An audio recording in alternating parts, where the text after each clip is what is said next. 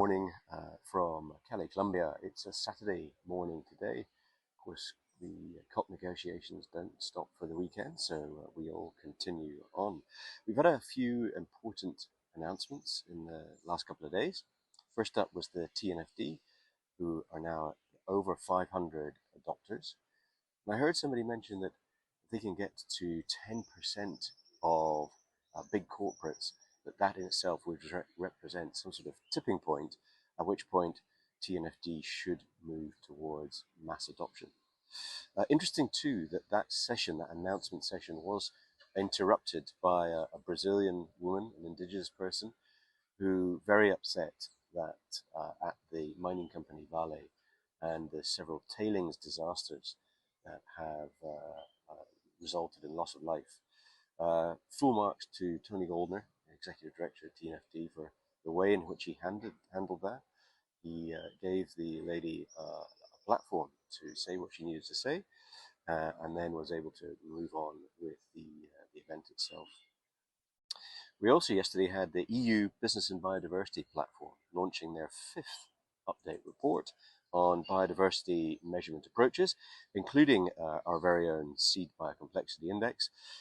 Interesting that their report now runs to somewhere over 200 pages, which, if anything, shows a healthy growth in the number of metrics out there, some of which will be useful, maybe some less, who knows.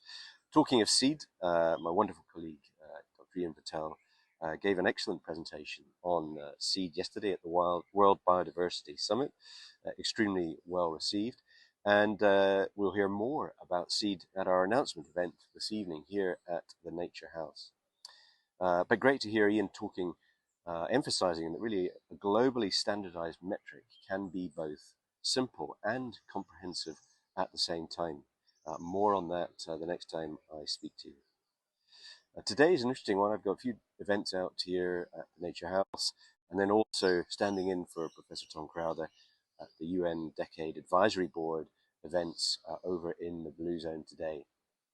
One small cultural observation I noticed on our drive out here towards the airport from downtown Cali, loads and loads of cyclists out at the weekend, and I guess that put me in mind of that wonderful Ineos Grenadier cyclist Egan Bernal, a fantastic climbing cyclist, and very much a local hero here in Colombia.